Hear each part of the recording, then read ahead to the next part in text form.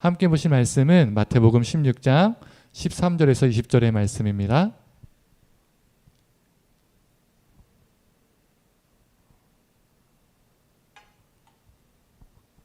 우리 함께 읽도록 하겠습니다. 예수께서 빌보 가이사랴의 지방에 이르러 제자들에게 물어 이르시되 사람이 인자를 누구라 하느냐 이르되 더러는 세례 요한 더러는 엘리야 어떤 이는 에레미야나 선지자 중에 하나라 하니이다. 이르시되 너희는 나를 누구라 하느냐 시몬 베드로가 대답하여 이르되 주는 그리스도시요 살아계신 하나님의 아들이시니이다. 예수께서 대답하여 이르시되 바요난 시몬아 네가 복이 있도다. 이를 내게 알게 한 이는 혈육이 아니요 하늘에 계신 내 아버지시니라. 또 내가 내게 이르노니 너는 베드로라. 내가 이 반석 위에 내 교회를 세우리니 음부의 권세가 이기지 못하리라. 내가 천국 열쇠를 내게 주리니 네가 땅에서 무엇이든지 매면 하늘에서도 매일 것이요 네가 땅에서 무엇이든지 풀면 하늘에서도 풀리리라 하시고 이에 제자들에게 경고하사 자기가 그리스도인 것을 아무에게도 이르지 말라 하시니라. 아멘. 말씀을 들으시는 모든 성도님들에게 하나님의 은혜가 있기를 간절히 소망합니다. 우리 성도님들 이렇게 잠긴 문을 열 때 어떻게 여시죠? 요즘은 대부분의 문에 도어락이 설치되어 있습니다. 그래서 열쇠를 꽂고 돌려서 열기보다는 띠띠띠띠띠 이렇게 비밀번호를 눌러서 이렇게 열기도 하죠. 또 자동차도 마찬가지죠. 예전에는 운전석에 이 문에 이렇게 열쇠 구멍이 있어서 열쇠를 꽂아서 문을 열고요. 또 시동도 어떻게 걸었죠? 열쇠를 꽂아서 부릉 하고 이렇게 시동을 걸기도 했습니다. 그런데 요즘은 버튼을 누르거나 키카드를 그 문에 딱 대면요 문이 띠띠 하면서 열리죠. 또 시동도 마찬가지입니다. 이 버튼식으로 돼 있어서 딱 누르면요 부릉 하면서 시동이 열리기도 하죠. 지금은 많은 것들이 전자식으로 바뀌면서 열쇠가 많이 사라졌습니다. 하지만 예전에는 어땠죠? 집집마다 열쇠들만 다 모아서 묶어놓은 열쇠 꾸러미들이 다 하나 이상씩은 있었습니다. 그래서 쓰던 열쇠를 잃어버리면 어떻습니까? 서랍에 있는 그 열쇠 꾸러미를 빼서 막 다 찾아보죠. 안방 키가 어디 있나, 창구 키가 어디 있나 하면서 그 예비용 열쇠로 문을 열기도 했습니다. 요즘은 이 열쇠 꾸러미라는 이 단어 자체도 되게 생소한 단어 그리고 생소한 물건이 되었죠. 그럼에도 열쇠는 여전히 아직도 사람들에게 필요한 물건입니다. 열쇠 용도가 이전만큼은 아니지만 여전히 사람들은 열쇠를 사고 팔고 또 사용하죠. 문을 잠그고 열 때 그리고 물건을 보관할 때 여전히 사용합니다. 오늘 본문도 열쇠 이야기가 나오는 본문이죠. 어떤 열쇠일까요? 본문 한번 보도록 하겠습니다.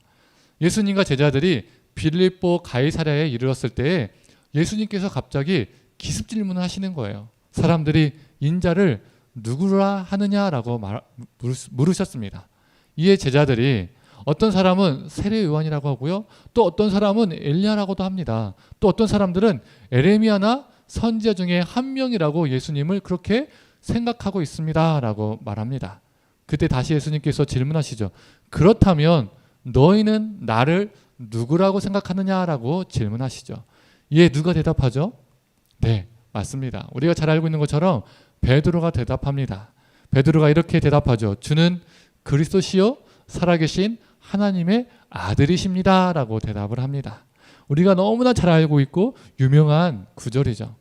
이에 이 베드로의 대답에 예수님이 칭찬하시면서 이렇게 말씀하십니다. 18절과 19절의 말씀입니다. 또 내가 내게 이르노니 너는 베드로라. 내가 이 반석 위에 내 교회를 세우리니 음부의 권세가 이기지 못하리라. 내가 천국 열쇠를 내게 주리니 네가 땅에서 무엇이든지 매면 하늘에서도 매일 것이요 네가 땅에서 무엇이든지 풀면 하늘에서도 풀리리라 하시고. 이 18절과 19절 이 말씀 때문에 베드로는 카톨릭 즉 천주교에서 어떻게 추앙받고 있죠?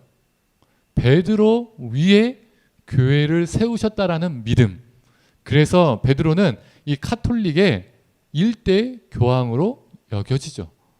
또한 베드로는 예수님으로부터 이 땅에서 매고 푸는 대로 하늘에서도 그대로 메어지고 풀어지는 천국 열쇠를 받았다라고 믿어집니다. 그래서 베드로는 다른 제자들과 완전히 구별된 특별한 사람처럼 여겨지죠. 천국 열쇠를 가지고 있는 특별한 사람인 겁니다. 그리고 이 일대 교황인 베드로의 뒤를 이어서 그 다음 교황들은 베드로의 계승자들이기 때문에 이들도요, 천국 열쇠를 쥔 권세를 가지고 있습니다. 천국 열쇠를 가지고 있고 땅에서도 매면 하늘에서 메어지고 땅에서도 풀면 하늘에서도 풀려지는 권세를 가지고 있는 존재죠. 그래서 카톨릭에서는 이 교황이 어떤 존재죠? 무오한 존재입니다. 1869년 바티칸 공의회에서 이 카톨릭이 무엇을 선언했냐면 교황 무오설을 선언합니다. 이 교황 무오설이 무엇이냐면 교황이 전 세계 카톨릭 교회의 수장의 권위로서 신앙 및 도덕에 관하여서 내린 공식적인 결정은 하나님의 특별한 은총으로 말미암아서 오류가 있을 수 없다라는 겁니다. 말이 안 되죠. 교황도 인간인데 인간 자체가 불완전한데 어떻게 교황이 내린 공식적인 결정이 무할 수 있을까요? 어떠한 흠도 없다는 것은요, 말이 안 되는 겁니다. 오늘 본문 말씀이 완전히 오용되고요, 잘못 적용된 거죠. 예수님은 베드로를 교황으로 세운 적도 없는데 사람들에 의해서 베드로가 교황이 된 것이죠. 일대 교황이 된 겁니다. 또 그 다음 교황들에게는 천국 열쇠를 지닌 것 같은 신적 권세를 주게 되었죠. 교황은 무오하다. 이게 신적 권세인 것이죠. 정말 잘못 적용되고 있는 겁니다. 우리가 오늘 본문을 볼 때 예수님이 어떠한 장소에서 이 질문을 하셨는지, 그리고 베드로가 어떠한 장소에서 이 대답을 했는지를 우리가 주목해야 합니다. 빌립보 가이사랴에서 예수님께서 내가 누구라 생각하느냐라고 물으셨다는 겁니다. 이 빌립보 가이사랴는 로마 황제 가이사의 이름을 따서 붙인 도시 이름입니다. 즉 로마 황제를 기념하고 이 가이사에게 바쳐진 도시였다는 거죠. 그래서요, 그 도시에는요, 로마의 신전들이요 질비했고요, 로마 황제가 신의 아들, 즉 신적 존재로 믿어졌던 도시, 또 황제가 구원자라고 여겨졌던 도시, 주님으로 믿어졌던 도시였다는 겁니다. 바로 그 가이사랴에서 베드로가 황제가 나의 주님이 아니라 예수님이 나의 주님이십니다. 황제가 나의 그리스도, 즉 나의 구원자가 아니라 예수님이 나의 구원자 그리스도이십니다. 황제가 신의 아들이 아니라 예수님이 하나님의 아들이십니다라고 고백을 했던 것이죠. 이 고백을 예수님이 기뻐 받으시고, 그리고 예수님께서 베드로 위에 교회를 세우시겠다라고 말씀하신 것이 아니라 이 베드로의 신앙 고백 위에 교회를 세우시겠다라고 말씀하셨죠. 베드로 위에 교회를 세운다는 말과 베드로의 신앙 고백 위에 교회를 세운다는 것은요, 완전히 다른 말입니다. 천지 차이가 있어요. 베드로는 헬라어로 페트로스라는 단어입니다. 이 페트로스는요, 바위 조각, 돌을 의미합니다. 반석은요, 헬라어로 페트라입니다.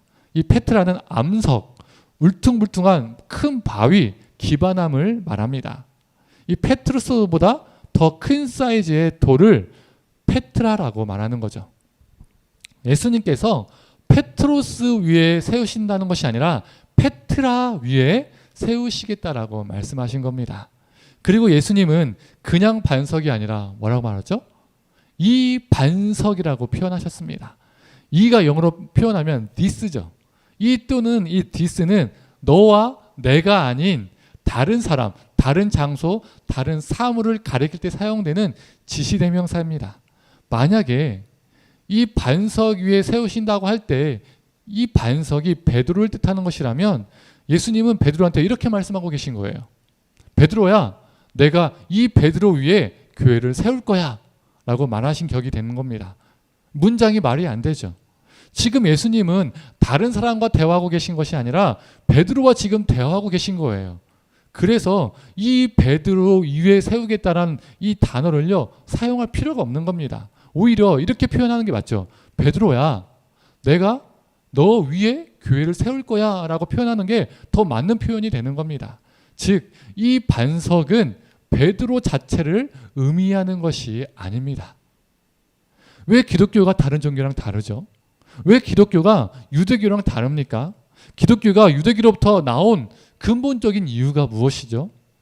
예수님을 주로, 예수님을 그리스도로, 예수님을 살아계신 하나님의 아들로 믿기 때문에 유대교로부터 기독교가 나온 것입니다. 그래서 베드로 위에 세워진 것이 교회가 아니라 예수님이 그리스도시고 살아계신 하나님의 아들이라는 이 신앙 고백 위에 세워진 것이 교회입니다. 그래서 18절 말씀은 교황 탄생과 교황의 권위를 뒷받침해주는 말씀이 절대적으로 아니라는 거죠. 그렇다면 이번에는 19절을 볼까요? 19절에 어떻게 쓰여 있지요? 내가 천국 열쇠를 내게 주리니 네가 땅에서 무엇이든지 매면 하늘에서도 매일 것이요 네가 땅에서도 무엇이든지 풀면 하늘에서도 풀리리라 하시고. 이 구절이 우리 한국교회에서 어떻게 받아들여지고 해석되어집니까? 설교 강단에서 목사님들이 땅에서도 매이면 하늘에서도 매이고 땅에서도 풀리면 하늘에서도 풀리는 역사가, 권세가 여러분에게 있을 줄을 믿습니다, 이렇게 선포하면 어떻게 하죠? 성도님들은 아멘, 아멘 이렇게 대답하는 경우가 많이 있습니다. 그러나 뭐가 매이고 뭐가 풀린다는 것에 대해서는 설명해 주지 않으세요. 그리고 성도님들 입장에서는 뭐가 매이고 뭐가 풀리는지는 정확하게는 모르겠지만 땅에 있는 나라는 존재가 하늘이라는 영역까지도 뭔가 영향을 줄 수 있고 또 하늘의 영역까지도 메고 풀 수 있는 존재가 되는 것 같고 내 삶에 무엇인가 놀라운 신적 권세가 주어지고 신적 역사가 일어나는 것 같은 뭔가 추상적인 개념을 가지고 아멘 아멘 하는 경우가 많다는 거죠. 그렇지 않습니까? 땅에서도 풀리면 하늘에서 풀린다. 이 풀린다란 말은요 매우 긍정적인 단어 표현이잖아요. 느낌을 주잖아요. 내 인생을 천국 열쇠로 딸까닥 열면 내 인생이 잘 풀릴 것 같은, 요즘은 버튼이니까 띡 누르면 쫙 풀릴 것 같은 느낌. 땅에서도 매이면 하늘에서도 매인다. 이 매인다는 것은 뭔가 막히고 멈추고 닫힌다는 느낌이 있잖아요. 그래서 내가 천국 열쇠로 뭔가 짤까닥 닫으면 안 좋은 일, 우환들이 멈추고 막히고 생기지 않을 것 같은 이 느낌 같은 느낌이 있죠. 천국 열쇠가 만능 열쇠 같은 추상적인 개념으로 다가온다는 거예요. 그래서 무언가 하늘의 영역까지도 움직일 수 있는 신적 권세, 신적 역사라는 추상적인 개념을 가지고 아멘 아멘 하는 경우가 많이 있다는 겁니다. 도대체 땅에서도 매이면 하늘에서도 매이고 또 땅에서도 풀리면 하늘에서도 풀린다는 이 말의 의미가 무엇일까요? 먼저 예수님이 베드로에게 천국 열쇠를 주시겠다고 하신 말씀을 살펴봐야 합니다. 그 당시 부자들은요 집안 재정과 출납을 관리하는 집사를 두었습니다. 그리고 그 집사에게요 곡간 열쇠를 맡겼습니다. 그 당시 열쇠 꾸러미는요 오늘날처럼 뭐 손에 쥐거나 뭐 주머니에 넣거나 이게 가볍고 작은 것이 아니었습니다. 그 열쇠 꾸러미를요 어깨에 메고 다닐 정도로 무겁고 컸다고 합니다. 요즘은요 되게 열쇠 자체가 가볍잖아요. 그런데 옛날에는 열쇠 자체가 크고 무거웠겠죠. 곡간 관리 집사는 이 열쇠 주머니를 뭐 주머니에 넣거나 그리고 뭐 손에 달랑달랑 갖고 다니는 것이 아니라 메고 다니면서 이 주인이 명령한 대로 그 곡간의 물건을요 그 집을요 늘 관리하고 정리를 했습니다. 즉 베드로가 천국 열쇠를 받았다는 것은 천국 문을 열고 닫는 엄청난 신적 권세를 부여받았다는 의미가 아닙니다. 베드로가 일대 교황이 되고 천주교의 교황들은 엄청난 권세를 받았다는 뜻이 아닙니다. 베드로가 천국 열쇠를 받았다는 것은 우리가 주님이신 예수님의 집사로서 주인이 시키는 대로 일하는 존재로 부름받았다는 뜻인 것이죠. 하늘을 움직이는 높은 자리가 아니라 고되고 낮은 자리로 부름받았다는 겁니다. 하나님 나라의, 즉 천국 열쇠잖아요. 하나님 나라의 집사로서 그 낮은 자리에서 주인이 시키는 대로 일하는 존재라는 겁니다. 그리고 그 당시에 메고 푼다는 것은요 관용적인 표현이었습니다. 우리말로는 맨다는 것은 말 그대로 매는 거, 푼다는 것은 말 그대로 푸는 거잖아요. 그런데 메고 푼다는 것은요 그 당시에 관용적 표현이었습니다. 어떤 관용적 표현이었냐면 하나님의 계명, 즉 말씀을 해석해서 행동의 허용과 금지를 결정한다는 관용적 표현이었습니다. 이 메고 푼다는 이 단어가요, 이 문장이 유대문헌이나 랍비문헌에서요 종종 사용되었다고 합니다. 우리나라 말에도요 관용적 표현들이 많이 있잖아요. 뒤로 넘어져도 코가 깨진다. 이거 다른 나라 사람들이 들으면 무슨 말인지 모르죠. 그런데 우리에게는 뭐죠? 운이 없다, 뭐 재수가 없다, 이런 뜻이잖아요. 또 귀에 못이 박히다. 진짜로 못이 박히는 거 아니잖아요, 그렇죠? 그리고 사람들 들었을 때, 외국 사람들 들었을 때 귀에 못을 박는다고 막 이렇게 무서워할 수도 있죠. 그게 무엇입니까? 같은 말을 반복적으로 들었다, 그렇죠? 또 간 떨어진다. 실제로 간이 떨어지는 거 아니잖아요. 무섭다라는 거잖아요. 그리고 눈 깜짝할 사이 순식간에 무엇인가 일어난다라는 의미를 가지고 있죠. 즉, 그 당시에 메고 푼다는 이 표현은 하나님의 말씀에 근거한 금지와 허락을 의미했었습니다. 말씀에 근거해서 사람들에게 할 것은 하게 하고 또 해서는 안 될 것은 금지시키는 것을 가리켰습니다. 요즘 말로 짧게 표현하면 칠이라는 거예요. 메고 푼다는 내용이요, 오늘 본문 말고요 다른 본문에서 나옵니다. 아, 목사님 지금 목사님 마음대로 지금 막 하는 말 아니에요? 이렇게 말할 수 있는데 제가 그 근거를 또 다른 본문에서 가져오겠습니다. 마태복음 18장 15절에서 18절의 말씀입니다. 이 성경을 보시면요, 이 본문의 소제목이 무엇이라 되어 있냐면 형제가 죄를 범하거든 이라는 소제목이 붙어 있습니다. 형제가 범죄할 때에 말씀에 근거해서 어떻게 금지하거나 어떻게 허용할 것인가, 즉 어떻게 치리할 것인가에 대한 내용을 담고 있습니다. 한번 읽어보겠습니다. 네 형제가 죄를 범하거든 가서 너와 그 사람과만 상대하여 공고하라. 만일 들으면 네가 네 형제를 얻는 것이요, 만일 듣지 않거든 한두 사람을 데리고 가서 두세 증인의 입으로 말마다 확증하게 하라. 만일 그들의 말도 듣지 않거든 교회의 말하고 교회의 말도 듣지 않거든 이방인과 세리와 같이 여기라. 진실로 너희에게 이르노니 무엇이든지 너희가 땅에서 매면 하늘에서도 매일 것이요, 무엇이든지 땅에서 풀면 하늘에서도 풀리리라.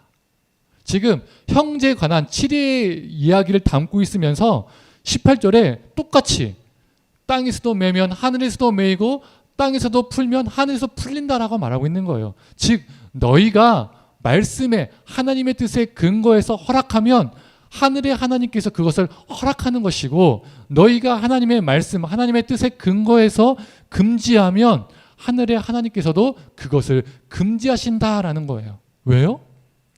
내 마음대로 금지하고 내 마음대로 허락하는 것이 아니라 하나님의 말씀에 하나님의 뜻에 근거해서 기초해서 금지하고 허락하는 것이니까 당연히 하늘의 하나님께서도 금지하시고 허락하시는 거죠.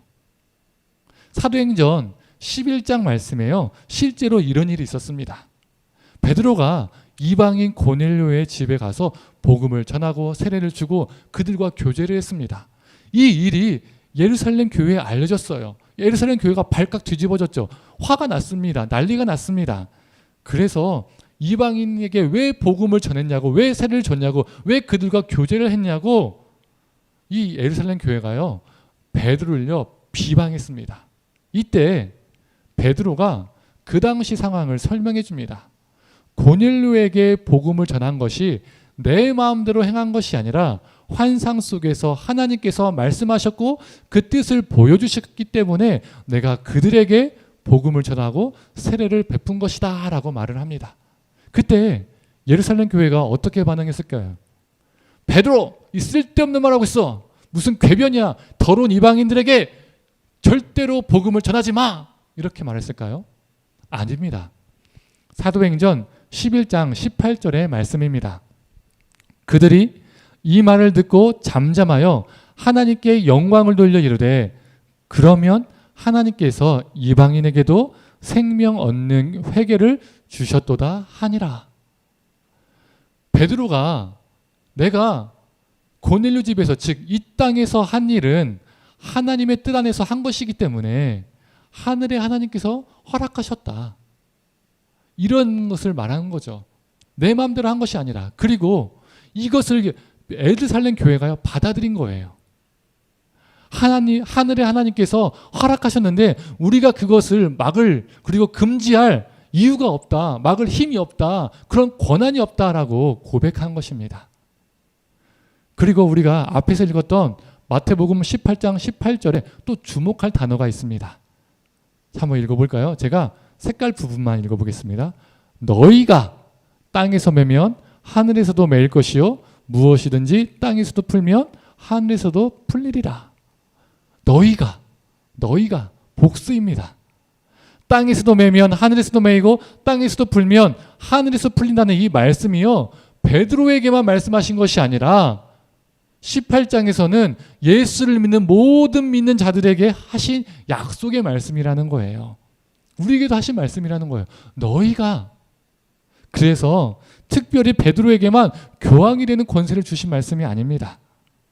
또한 우리에게 하늘의 영역까지도 움직일 수 있는 권세, 우리의 인생이 풀리고 우환을 막는 그러한 역사가 임한다는 말씀도 아니라는 거예요.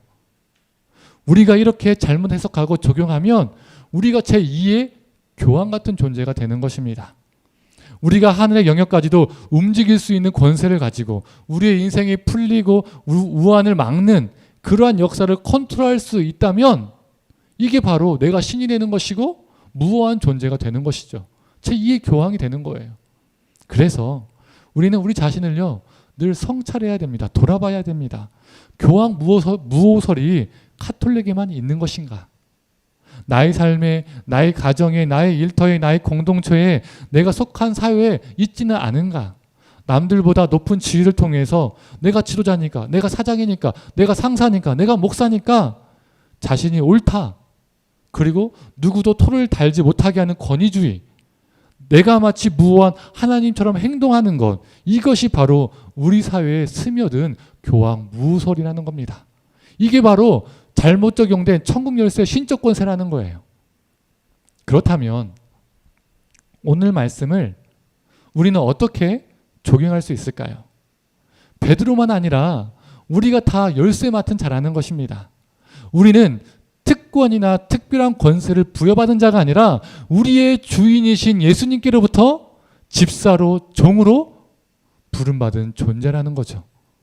내가 주님께 부름받은 종으로서 합당하게 살고 있는가? 주님께 부름받은 집사로서 종으로서 하나님의 말씀에 근거해서 하나님이 하라 하신 것을 내가 내 삶 속에서 실천하며 살고 있는가?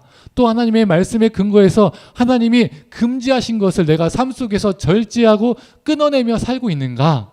또한 이 땅의 집사로서 부름받은 그 존재로서 이 땅을, 이 세상을 제대로 관리하고 사랑하고 돌보며 섬기며 살고 있는가? 이렇게 우리에게 적용해야 되겠죠.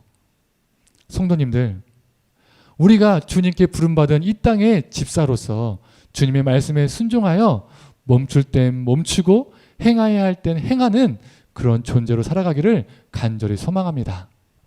이제 말씀을 정리하겠습니다. 오늘 본문 바로 윗절인 12절에는요 이런 말씀이 있습니다. 제가 한번 읽어보겠습니다. 그제서야 제자들이 떡에 누룩이 아니요 바리새인과 사두개인들의 교훈을 삼가라고 말씀하신 줄 깨달으니라. 예수님께서는 왜 바리새인과 사두개인들의 교훈을 조심하라라고 말씀하셨을까요? 바리새인들과 사두개인들은 어느 누구보다 하나님의 말씀을요 정말 많이 아는 사람들이었습니다. 그러나 하나님의 그 말씀에 근거해서 자신의 삶을 멈추거나 행하는 사람들이 아니었습니다. 오히려 하나님의 말씀을 이용해서 자신들의 교훈을 만들고 또 자신들의 삶을 자신의 교훈으로 기준 삼아서 움직이는 사람들이었습니다. 그리고 심지어 백성들에게 그 교훈을 가르치고 강요하고 그 교훈대로 금지하고 그 교훈대로 허락을 했던 것이죠. 마치 자신들의 신적 권세가 있는 것처럼 살았던 겁니다. 베드로가 일대 교황이라면 알고 보면 이들은 원조 교황인 겁니다. 그러나 예수님은 그들의 교훈을 삼가라라고 말씀하셨습니다. 우리에게도 동일하게 말씀하십니다.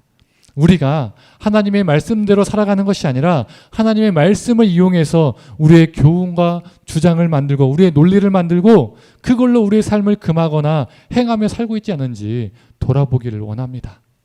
또한 우리의 잘못된 교훈을 누군가에게 강요하고 가르치며 살고 있지 않은지 돌아보았으면 좋겠습니다. 리더가 될수록 직분을 가질수록 사람들이 이런 경향들이 있다는 거예요. 내가 옳아, 내가 맞아, 내가 생각하는 것이 하나님의 뜻이야 라고 하면서 나의 생각과 나의 교훈을 누군가에게 가르치는 겁니다. 그게 바로 내가 신적 권세를 가지고 있다는 착각입니다. 그게 바로 교황 무오설에 빠진 것이죠.